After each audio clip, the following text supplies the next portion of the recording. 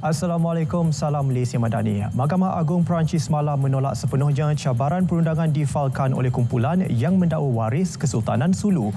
Menteri di Jabatan Perdana Menteri Undang-Undang dan Reformasi Institusi Datuk Seri Azalina Osman Said menyifatkan ia kemenangan buat Malaysia kerana keputusan penting itu bermakna asas awal yang membawa kepada award akhir, iaitu Malaysia perlu membayar pampasan kira-kira $15 bilion tidak diiktiraf di bawah Undang-Undang Perancis.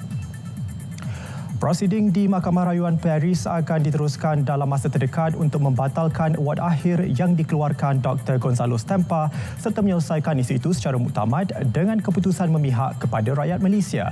Beliau menyambut baik keputusan bersejarah tersebut selain menyifatkannya sebagai kejayaan bagi kedaulatan undang-undang yang akan membantu memelihara kesucian proses timbang tara antarabangsa sebagai satu alternatif dalam penyelesaian pertikaian.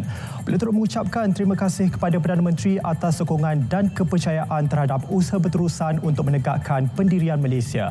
Sebelum ini, 8 warga Filipina mendakwa sebagai waris Kesultanan Sulu yang sudah tidak wujud memfalkan prosiding timbang tara di Sepanyol bagi menuntut berbilion dolar daripada Malaysia berhubung isu membabitkan Sabah.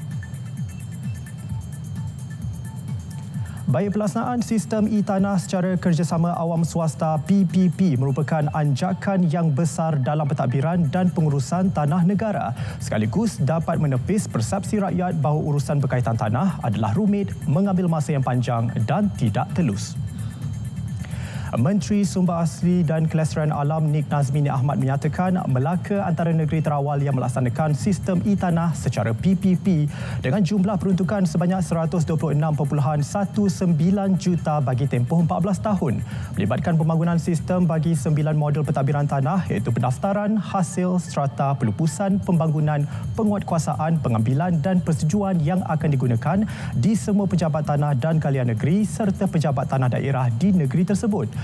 Beliau memberitahu dalam majlis menandatangani perjanjian konsesi pelaksanaan sistem e-tanah secara PPP bagi negeri Melaka di Putrajaya.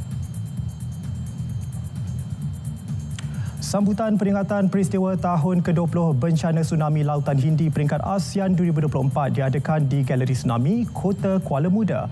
5 November dipilih sebagai Hari Kesedaran Tsunami Sedunia berdasarkan resolusi Perhimpunan Agung Pertubuhan Bangsa-Bangsa Bersatu UNGA pada 22 Disember 2015. Pegawai Daerah Kuala Muda Dato' Abdul Ghaffar Yahya menyambut tetamu dari delegasi ASEAN sempena program berkenaan. Delegasi diketuai Timbalan Ketua Pengarah Bahagian Perancangan dan Persediaan Bencana Dasar NADMA Malaysia, Zamaksyari Hanifah. Hadir bersama penghulu mukim daerah Kuala Muda serta warga kerja pejabat daerah Kuala Muda. Delegasi kemudian dibawa melawat Memorial Tsunami dan Galeri Tsunami Kota Kuala Muda yang menempatkan rumah-rumah yang mengalami kerosakan akibat bencana alam itu.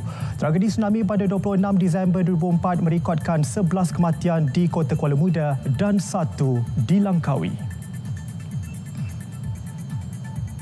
Lebih 160,000 penagih dadah direkodkan di seluruh negara dalam tempoh Januari hingga September lalu.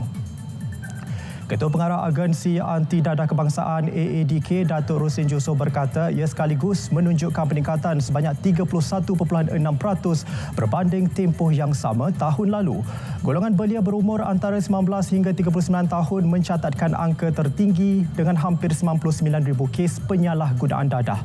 Beliau menyatakan pada program Sembang Santai, Ketua Pengarah AADK bersama media di Putrajaya.